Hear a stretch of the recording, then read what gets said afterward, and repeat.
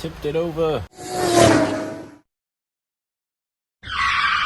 How's it going, guys, and welcome back to Drop Clutch Garage. Today we have the Mach 1 back in the garage and we're going to start another project on it, which sounds like a ton of fun. That's because we're going to be upgrading the stereo system in it. Let me get you guys inside the cab to give you a feel of what we're going for and what we're going to be upgrading. All right, guys, as you can see, the interior on this Mach 1 is quite clean, well done, and very period correct. Except for when we move on over to our stereo.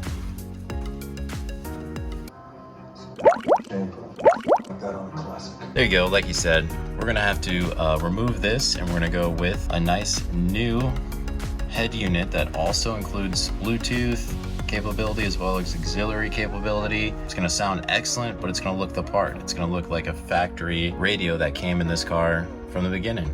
We do have a new bezel from ACP. You can see this one was either cut or modified to fit this head unit, or they also make bezels that fit modern radios as well, so it's either an aftermarket one or they just cut this one. So let's go take a look at what we got to install. This is our new bezel here from ACP. Very quality item. Looks pretty darn good. Wasn't too expensive either. I think we were looking at 29 bucks, somewhere in there. They make it in a couple different color options as well. Black like this with a chrome outline, and also they have various wood grain colors to choose from. They even sell those wood grain kits that fit over top of these. So if you wanted to change it to match the rest of the wood grain, you could. And this is where our sound's gonna be coming from, guys. This is a custom Autosound unit with the Mustang logo and push buttons. Go ahead and get this pulled out of the box and see what we're working with.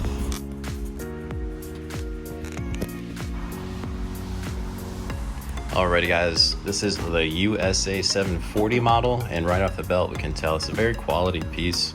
Everything, the fit and finish on it, the feel of it. Got a nice sticker with a wiring diagram right on the top. Those are the models it'll work for, 67 through 73. On the back side here we have these two ports for our wiring harness, which is all labeled. We have some auxiliary inputs, some line outs. We also have our USB auxiliary antenna, and we have our mic input as well. I'll try to run this and up in the A pillar and as hidden as absolutely possible, so we just have the microphone itself exposed. Of course, it would be excellent to be able to utilize the hands-free call function of this radio. And then over here in this pack, along with the mic, we have our knobs for both sides here and here. Guys, I'm super excited to see how this looks, how it functions, and being able to share that with you. So I guess we're gonna head inside, guys, and start by removing the old single DIN Pioneer head unit.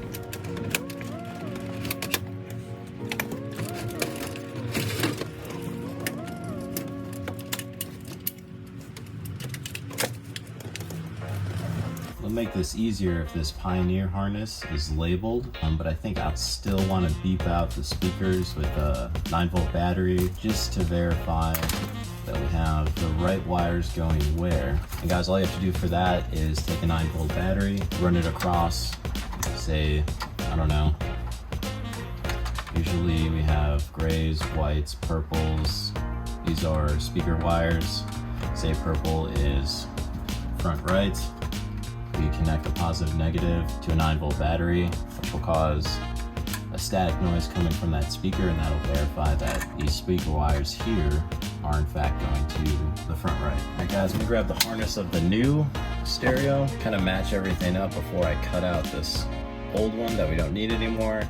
And I'll grab the soldering iron and some heat shrink and get to town wiring. All right, guys, now that we're getting into actually wiring up the radio, what I wanted to show you guys is how easy they made this. So not only did they label each and every wire, which is pretty typical, but they also put on these very nice crimp connections. So I guess they're designed to put the other attaching wire through there, crimp it down, and then you could slide the insulation on over. You could easily solder these together as well, which I think I'm going to do. New wire in, crimp it down, solder it, put the heat shrink on over, and we're good to go. Alrighty guys, I went ahead and got all of our wiring all soldered up, nicely cleanly wrapped together and tucked back. So now I'm gonna go ahead and remove this bezel and go ahead and install the radio and install our new bezel.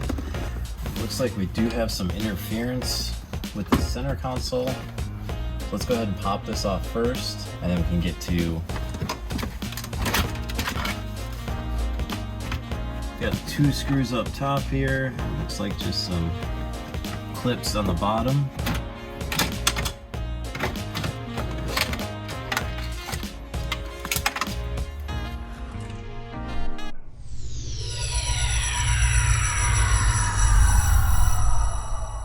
Alright guys, I'll go ahead and grab the new radio. We'll go ahead and plug it up, make sure it all works and functions properly before we button everything up. So let me go grab that.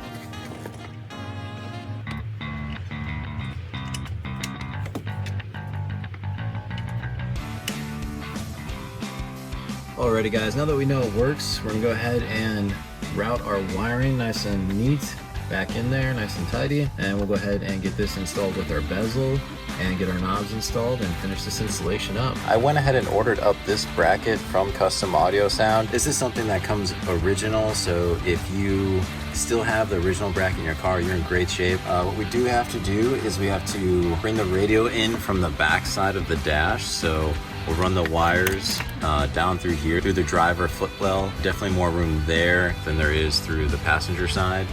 So we'll feed these wires down through here, hook them all up into the radio, and then feed the whole radio up into here. And our volume knobs will go through these 2 larger holes here, and then we'll have a nut to screw that down before putting our bezel on top of it. Definitely be careful on these edges, very sharp, not to burr or anything. Already cut my finger a little bit. Awesome. All right guys, you can see I went ahead and fished through our wiring to the driver's side footwell. I'll go ahead and plug up everything to the radio, and then take the radio back up and through there.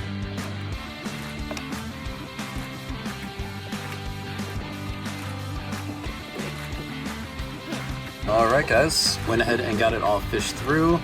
It's looking pretty level right now. I think I'll be able to adjust that a bit more when I tighten down the nuts on the potentiometers.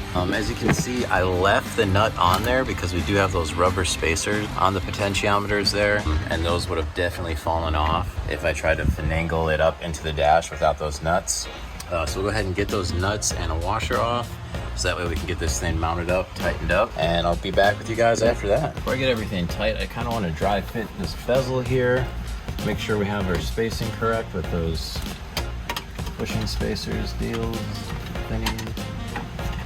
Alrighty guys, we went ahead and finished up installing that radio. Be prepared to spend quite a bit more time than you expect, especially if you're not using an original radio bracket. We also went ahead and attached that rear strap that supports the back of the radio from moving up and down. The front plate holds it from basically moving side to side, and a little bit from up and down as well, but you don't want all that weight just hanging on the front plate, so that back strap works out to really tighten everything up. Sounds great, works great. Really happy with the functionality of the radio and the sound quality. All right guys, that's pretty much a wrap when it comes to the radio for the Mach 1. Like I said earlier in the video, we do have some more little projects coming up to really dial this thing in. So I hope you guys really enjoyed this installation. Hope it's helping you guys out. And I also wanted to thank you guys so much for watching this video, liking it, sharing, and subscribing. Also guys, be sure to check us out on Instagram and Facebook at Drop Clutch Garage. Definitely put up a bunch of content on there as well, some things you will not see in YouTube videos.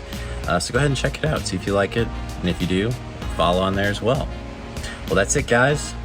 Again, thanks for watching, and we'll catch you next time.